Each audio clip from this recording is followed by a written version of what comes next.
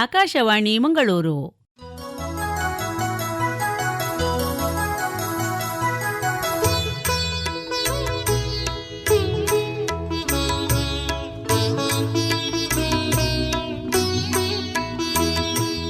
ಕಾವ್ಯಯಾನ ಬತ್ತಲೇಶ್ವರ ಕವಿ ವಿರಚಿತ ಕೌಶಿಕ ರಾಮಾಯಣ ಕಾವ್ಯದ ವಾಚನ ವ್ಯಾಖ್ಯಾನ.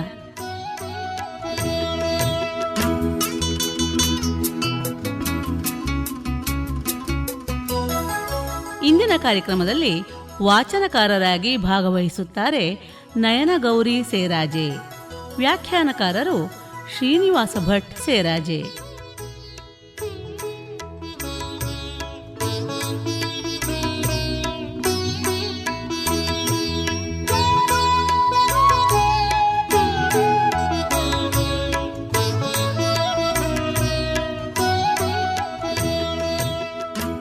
ಇದೀಗ ಕೇಳಿ ಕಾವ್ಯಯಾನದ 46ನೇ ಹೆಜ್ಜೆ.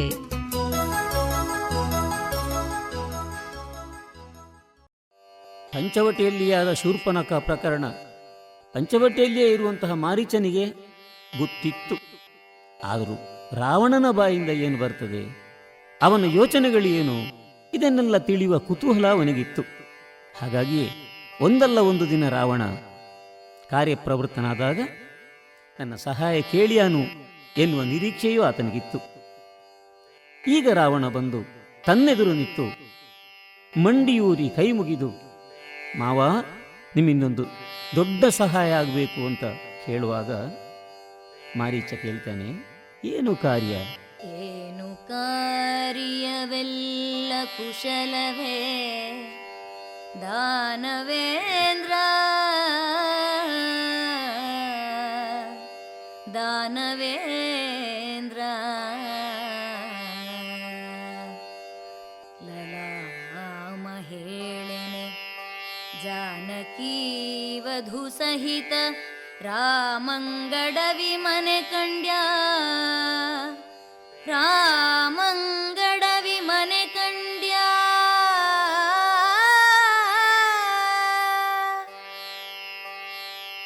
ನಿನಗೆ ನಿಜ ಹಿತವನಾದರೆ ಮಾನಿನಿಯ ತಂದೆಯಬೇಕು ಎನೆ.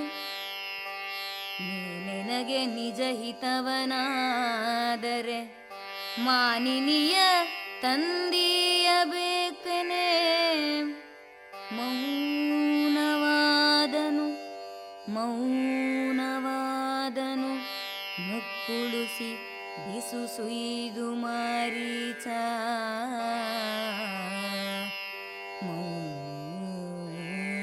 ಮೌನವಾದನು ಮಾರೀಚ. ಈಗ ಮಾತಾಡ್ತಾನೆ ಮಾರೀಚ. ಆರಂಭಕ್ಕೆ ಕುಶಲವೇ ರಾವಣ ಅಲ್ಲ, ಕುಶಲವೇ ರಾವಣೇಂದ್ರ. ಯಾಕಂದರೆ ಸಮಗ್ರ ಲಂಕೆಯನ್ನು ಔನ್ನತ್ಯದ ದಾರಿಯಲ್ಲಿ ಕೊಂಡೊಯ್ಯುವಂತಹ ಒಬ್ಬ ಶೂರ ಧೀರ ರಾವಣ. ಈಗ ಕ್ಷೇಮವೇ ಅಂತ ಕೇಳುವುದು ಯಾಕಂದರೆ ಯಾರೇ ಇರಲಿ ದುಃಖಿತನಾಗಿದ್ದರೂ ಆರಂಭಕ್ಕೆ ಕ್ಷೇಮವೇ ಕುಶಲವೇ ಇದು ಸಂಪ್ರದಾಯ. ಹಾಗಾಗಿ ಹೇಳ್ತಾನೆ, ಕುಶಲವೇ ರಾವಣೇಂದ್ರ, ನಿನ್ನ ಮನದ ಭಾವ ಒಳಗಿನ ಚಿಂತೆಯನ್ನು ಬಿಂಬಿಸ್ತಾ ಇದೆ. ಓರ್ವ ಅರಸನಿಗೂ ದುಗುಡ ಬಂದಿದೆ ಎಂದಾದರೆ ಅದು ಗಹನವಾದುದೇ ಇರಬೇಕು. ನಾನಿರುತ್ತಾ ನೀನು ಆತಂಕ ಪಡುವುದು ತರವಲ್ಲ ರಾವಣ. ಹೇಳು, ಹೇಳಯ್ಯ, ನನ್ನಲ್ಲಿ ಹೇಳು. ಏನಾಯಿತು? ಯಾರಿಂದ ಆಯಿತು? ಏನಾಗಬೇಕು ನನ್ನಿಂದ? ಇಷ್ಟೆಲ್ಲ ಮಾರೀಚನ ಭರವಸೆಯ ಮಾತುಗಳು ಕೇಳಿದಾಗ ರಾವಣನಿಗೆ ಅದಷ್ಟೇ ಸಾಕಾಗಿತ್ತು, ಧೈರ್ಯ ಬಂತು. ಮಾವನ ಮನ ಮುಟ್ಟುವಂತೆ, ಮನಸ್ಸಿಗೆ ತಟ್ಟುವಂತೆ ರಾವಣ ಹೇಳಲಾರಂಭಿಸಿದ. ಮಾವ, ನಿಮಗೆ ಇದೆಲ್ಲ ಗೊತ್ತಿಲ್ಲದ ವಿಚಾರ ಅಲ್ಲ ನಾನು ಹೇಳಲು ಬಂದಿದ್ದು. ರಾಮ ಲಕ್ಷ್ಮಣರು ಸೀತೆಯನ್ನು ಒಡಗೂಡಿ ಅಯೋಧ್ಯೆಗೆ ಬೆನ್ನು ಹಾಕಿ ವನಪ್ರವೇಶ ಮಾಡಿದ್ದು, ನಮ್ಮ ಪಂಚವಟಿಯಲ್ಲಿ ಪರ್ಣಕುಟೀರವನ್ನು ನಿರ್ಮಿಸಿ ದಿನ ಕಳೆಯುತ್ತಾ ಇರುವುದು, ಇದೆಲ್ಲ ಲೋಕ ತಿಳಿದಿರುವ ವಿಚಾರ. ಅಲ್ಲಿಗೆ ನಮ್ಮ ಶೂರ್ಪನಖಿ ಹೋದದ್ದು ಅದು ಮಾತ್ರ ವಿಶೇಷ. ಅವರಿದ್ದ ಪರ್ಣಕುಟೀರಕ್ಕೆ ಹೋದಳಂತೆ. ಹೋದ ಮೇಲೆ ರಾಮನ ಮಡದಿ ಸೀತೆಯನ್ನು ಕಂಡವಳು. ಏನಾಯಿತೋ ಗೊತ್ತಿಲ್ಲ, ಆಕೆಯನ್ನು ನನ್ನ ಅಣ್ಣನಿಗೆ ಜೊತೆಗಾತಿಯಾಗಿ ಮಾಡಬೇಕು ಎನ್ನುವ ಬಯಕೆ ಅವಳಲ್ಲಿ ಮೂಡಿತ್ತು. ಆ ಕುರಿತಾಗಿ ತನ್ನ ಪ್ರಯತ್ನ ಮಾಡಿದಳಂತೆ. ಪರಿಣಾಮವಾಗಿ ಸೀತೆಯನ್ನು ಬಲಾತ್ಕರಿಸಿ ತರುವುದಕ್ಕೆ ಹೊರಟಾಗ ರಾಮ ಲಕ್ಷ್ಮಣ ಇಬ್ಬರು ಯೋಜನೆಯನ್ನು ಹಾಕಿ ಆಕೆಯ ಕರ್ಣ ನಾಸಿಕವನ್ನು ಕತ್ತರಿಸಿ ಶೌರ್ಯವನ್ನು ಮೆರೆದರಂತೆ ಹುಲುಮಾನವರು. ಮಾವ, ಆ ರಾಮ ನನಗೆ ಎಣೆಯೇ ಅಲ್ಲ. ಹಾಗಿದ್ರೆ ನನಗೆ ಎಣೆ ಯಾರು? ಆ ಸೀತೆ. ಹೇಗೂ ಆದೀತು ಮಾವ, ನೀವೊಂದು ಉಪಕಾರ ಮಾಡಬೇಕು, ಸೀತೆಯನ್ನು ತಂದು ನನಗೆ ಒಪ್ಪಿಸಬೇಕು ಎಂದಾಗ ಮಾರೀಚ ಮೌನವಂತ ಮೌನವನ್ನು ತಳೆದನಂತೆ. ಮಾರ್ಮಿಕವಾದ ಮಾತುಗಳನ್ನು ಕೇಳಿ ಹೇಳಿದ, ನೀನು ಹೀಗೆಲ್ಲ ಮಾಡಿದರೆ ಏನಾದೀತು ಲಂಕೆಯ ಸ್ಥಿತಿ? ಸಿರಿ ಕೆಡುವುದು, ಆಯುಷ್ಯ ಹರಿವುದು. ಸಿರಿ ಕೆಡುವುದು, ಆಯುಷ್ಯ ಹರಿವುದು. ಪರಕೆ ಬಾಹಿರವಿಲ್ಲಿ ದುರ್ಯಶ. ಪರಸತಿಯ ಸಂಯೋಗ, ನರಕದ ಯೋಗ ಪಾಪೌಘ. ನರಕದ ಯೋಗ ಪಾಪೌಘ. ತರುಣಿಯರು ನಿನಗಿಲ್ಲವೇ? ತರುಣಿಯರು ನಿನಗೆ ಇಲ್ಲವೇ? ನರನರಸಿಯೊಬ್ಬಳೆ ಚೆಲುವೆಯಾದಳೆ. ತರುಣಿಯರು ನಿನಗಿಲ್ಲವೇ? ನರನರಸಿಯೊಬ್ಬಳೆ ಚೆಲುವೆಯಾದಳೆ. ನೆರೆದ ಭಾಗ್ಯವನ್ನು ಸಾಯದಿರು ಅಕಟ ಸತಿಗಾಗಿ.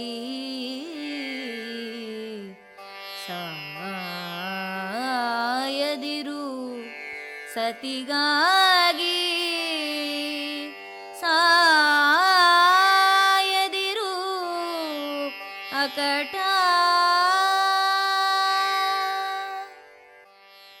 ಮಾರೀಚನ ಮೌನಕ್ಕೆ ಹಲವು ಅರ್ಥ ಕಲ್ಪಿಸಬಹುದಂತೆ. ಎಲ್ಲವೂ ಅವನ ಮಾತಿನ ಮೂಲಕ ವ್ಯಕ್ತವಾಗ್ತದೆ. ಮಾರ್ಮಿಕವಾದ ಮಾತುಗಳನ್ನು ಮಾರೀಚ ಮುಂದುವರಿಸಿದೆ. ಏನು ಘನಕಾರ ಮಾಡ್ತೇನೆ, ಏನು ಘನಕಾರ್ಯ ಮಾಡ್ತೇನೆ ಎನ್ನುವ ಭಾವನೆಯಿಂದ ಹೊರಟೆಯೋ ರಾವಣ. ನೀನು ಹಾಗೆ ಭಾವಿಸಿದ್ರೆ ಅದು ತಪ್ಪು. ಯಾಕಂದರೆ ನೀನು ಮಾಡುತ್ತಿರುವುದು ಘೋರ ಅಪರಾಧ. ಇದರಿಂದ ನೀನು ಮಾತ್ರ ಅಲ್ಲ, ಸಮಗ್ರ ಲಂಕೆಗೆ ಕೇಡುಗಾಲ ಬಂದೀತು.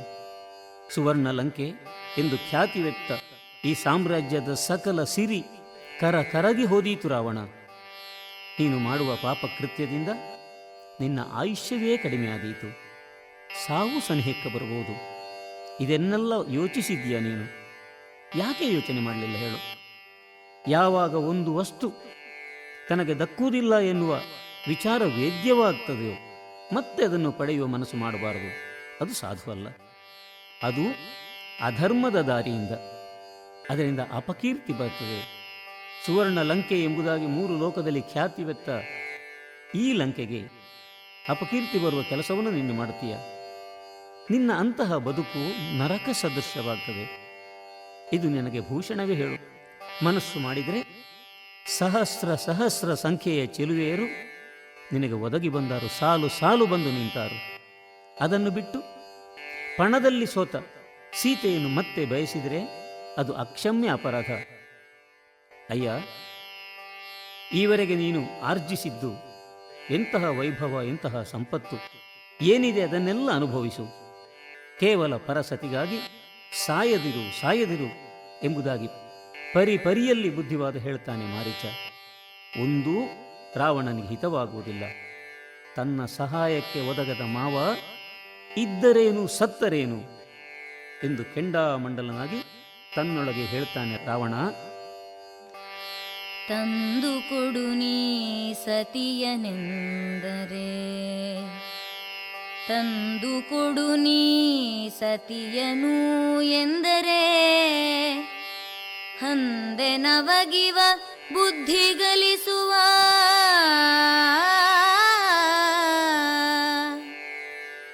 ಕೊಂದು ಕಳೆವೆನು ನಿನ್ನ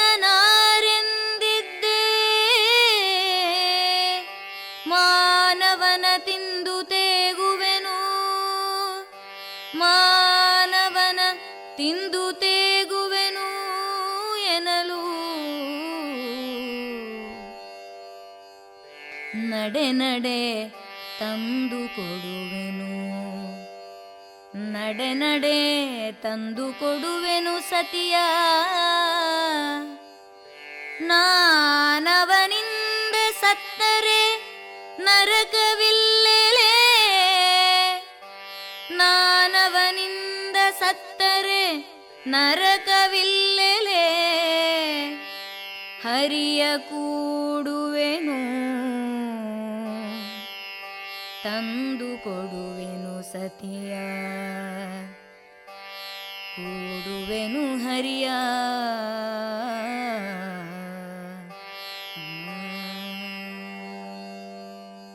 ಎಲ್ಲ ವ್ಯರ್ಥವಾಯಿತು. ಯಾವ ನಿರೀಕ್ಷೆಯನ್ನಿಟ್ಟುಕೊಂಡು ಮಾವನಲ್ಲಿಗೆ ಬಂದಿದ್ದನೋ ಅದೆಲ್ಲ ಹುಸಿಯಾಗಿ ಹೋಯಿತು ಅಂತ ಯೋಚಿಸ್ತಾನೆ ರಾವಣ. ನಾನು ಹೇಳಿದ್ದೊಂದು, ಈತ ಹೇಳುತ್ತಿರುವುದೇ ಇನ್ನೊಂದು. ಈ ಲಂಕೆಯಲ್ಲಿ ರಾವಣ ಹೇಳಿದ್ದೇ ವೇದವಾಕ್ಯ ಆಗಬೇಕು, ಇದು ನನ್ನ ನಿರ್ಧಾರ. ಅದಕ್ಕೆ ಯಾರ ವಿರೋಧವೂ ಇರಬಾರದು. ಸೀತೆ ರಾಮನ ಪತ್ನಿ ಎನ್ನುವುದು ನನಗೂ ಗೊತ್ತಿದೆ. ಪರಸತಿ ಎನ್ನುವುದು ನಾನು ಅರಿಯದವನೇನೂ ಅಲ್ಲ. ಆಕೆಯನ್ನು ನಾನು ಬಯಸಿದ್ದು ಹೌದು. ಆದರೆ ಅದರಿಂದ ಆಗುವ ಎಲ್ಲ ಅನಾಹುತಗಳನ್ನು ಎದುರಿಸುವ ಸಾಮರ್ಥ್ಯ ನನಗಿದೆ. ಈ ಮಾವನನ್ನು ನಂಬಿ ಬಂದರೆ, ಸೀತೆಯನ್ನು ತಂದುಕೊಡು ಎಂದರೆ ನನಗೇ ನೀತಿಪಾಠ ಹೇಳುವುದಕ್ಕೆ ತೊಡಗಿದನಲ್ಲ. ಯಾರೂ ಶಾಶ್ವತವಲ್ಲ. ಜಾತಸ್ಯ ಮರಣಂ ಧ್ರುವಂ, ನನಗೂ ಸಾವಿದೆ ಎನ್ನುವ ವಿಚಾರ ತಿಳಿದೇ ಅಡಿ ಮುಂದೆ ಇಟ್ಟಿದ್ದೇನೆ. ಸಾಯುವ ಮೊದಲು ರಾಮನನ್ನು ಕೊಂದೇನು, ಅದಕ್ಕೂ ಮೊದಲು ನನ್ನ ಮಾವನನ್ನು ಕೊಂದೇನು. ಮಾವ ಎನ್ನುವ ಮಮಕಾರವೇ ಈ ಮಾರೀಚನಲ್ಲಿ ಶಿರಚ್ಛೇದ ಮಾಡ್ತೇನೆ ಅಂತ ರಾವಣ ಕೋಪಾವಿಷ್ಟ ಆದಾಗ ಮಾರೀಚ ತಡೆ ತಡೆ ಅಂತ ಹೇಳಿ ತನ್ನ ನಿರ್ಧಾರವನ್ನು ತಿಳಿಸ್ತಾನೆ. ನನ್ನ ಅಳಿಯನ ಕೋಪ ನನ್ನ ಪ್ರಾಣವನ್ನು ತೆಗೆಯುತ್ತದೆ ಎನ್ನುವ ಭಯ ಅವನಿಗೆ. ಹೇಗೂ ಸಾಯ್ತೇನೆ ಎಂದಾದರೆ ಈ ರಾವಣನ ಕೈಯಿಂದಲ್ಲ, ಪ್ರಭು ಶ್ರೀರಾಮಚಂದ್ರನ ವಿರೋಧಿಯಾಗಿಯಾದರೂ ಪ್ರಾಣ ಕಳೆಕೊಂಡ್ರೆ ಆ ಹರಿಯ ಪಾದ ಸೇರಬಹುದು. ಇದು ಆತನ ಮನದ ಒಳಗಿನ ಆಸೆ. ರಾವಣನ ಪಕ್ಷಪಾತಿಯಾಗಿ ಸತ್ತರೆ ನರಕವೇ ಪ್ರಾಪ್ತಿಯಾದೀತು. ಹೀಗೆ ನಿರ್ಧಾರ ಮಾಡಿದ ಮಾರೀಚ ಒಪ್ಪಿಕೊಂಡ. ರಾವಣ, ನಾನು ಅಲ್ಲಿಗೆ ಹೋಗಿ ಮಾಯೆಯಿಂದ ರಾಮ ಲಕ್ಷ್ಮಣರನ್ನು ಸೀತೆಯಿಂದ ಕ್ಷಣಕಾಲ ಬೇರ್ಪಡಿಸ್ತೇನೆ, ಆಗ ನೀನು ಆಕೆಯನ್ನು ಅಪಹರಿಸು ಎಂದಾಗ ರಾವಣನೂ ಒಪ್ಪಿಕೊಂಡ. ತಕ್ಷಣವೇ ಮಾರೀಚ ಮಾಯಾಜಿಂಕೆಯಾದ. ಹರಿಣನಾದನುದನುಜ ಹೇಮದ ಚರಣ ವಜ್ರದ ಬಾಲ ಮರಕತ ಖುರಪುಟಂಗಳು ಪುಷ್ಯರಾಗದ ಕೋಡು ಮೌಕ್ತಿಕದ ಕಿರಣ ರದನದ ಪಂಕ್ತಿ ಹೇಮದ ಹರಿಣ ಹೇಮದ ಹರಿಣ ಹೇಮದ ಹರಿಣ ರಾಮನ ಮುಂದೆ ಸುಳಿಯಲು ರಾಮನ ಮುಂದೆ ಹರಿಣ ಸುಳಿಯಲು ಸುಳಿಯಲು ಸುಳಿಯಲು ಮರಣ ಕಾಲಕ್ಕೆ ಸೊಬಗ ಮೆರೆದುದು ಮರಣ ಕಾಲಕ್ಕೆ ಸೊಬಗ ಮೆರೆದುದು ಬಣ್ಣಿಸುವೊಡಳವೇ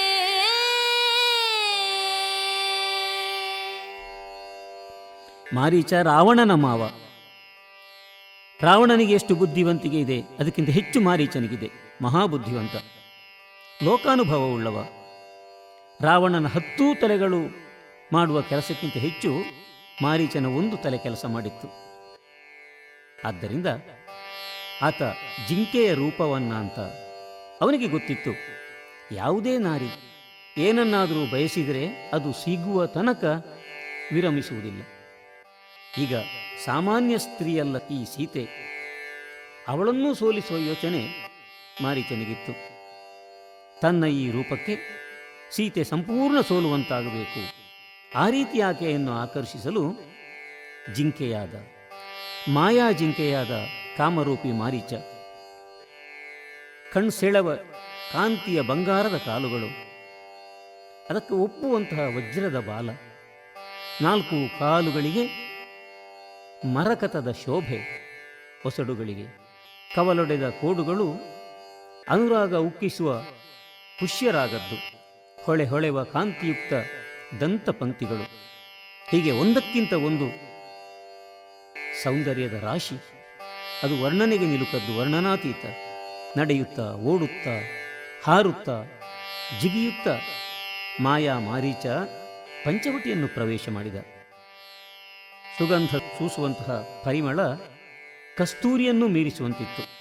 ಕಾಡಿನಲ್ಲಿ ಅತ್ತಿಂದಿತ್ತ ಇತ್ತಿಂದತ್ತ ತಕಿಟ ತಕಧಿಮಿ ಎನ್ನುವ ಲಯಕ್ಕೆ ಹೆಜ್ಜೆಯ ಮೇಳದೊಂದಿಗೆ ತನ್ನ ನಾಟ್ಯ ವೈಭವದಿಂದ ಮಾಯಾ ಜಿಂಕೆ ಮುಂದುವರಿಯಿತು.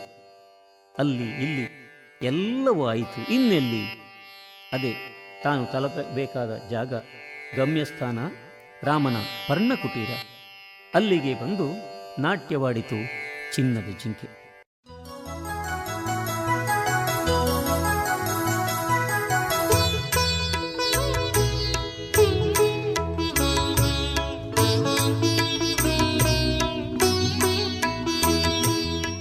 ಇದುವರೆಗೆ ಕಾವ್ಯಯಾನ, ಬತ್ತಲೇಶ್ವರ ಕವಿ ವಿರಚಿತ ಕೌಶಿಕ ರಾಮಾಯಣ ಕಾವ್ಯದ ವಾಚನ ವ್ಯಾಖ್ಯಾನದ 46ನೇ ಹೆಜ್ಜೆ ಪ್ರಸಾರವಾಯಿತು.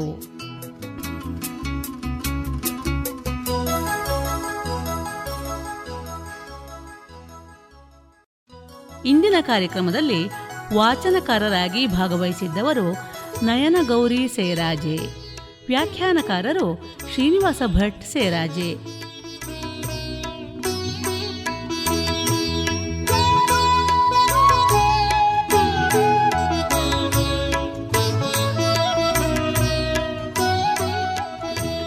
ನಿರ್ಮಾಣ ಸಹಾಯ ಗೀತಾ ಉದಯ ಭಟ್, ಕಾರ್ಯಕ್ರಮ ನಿರ್ಮಾಣ ಲತೀಶ್ ಪಾಲ್ದಾನೆ.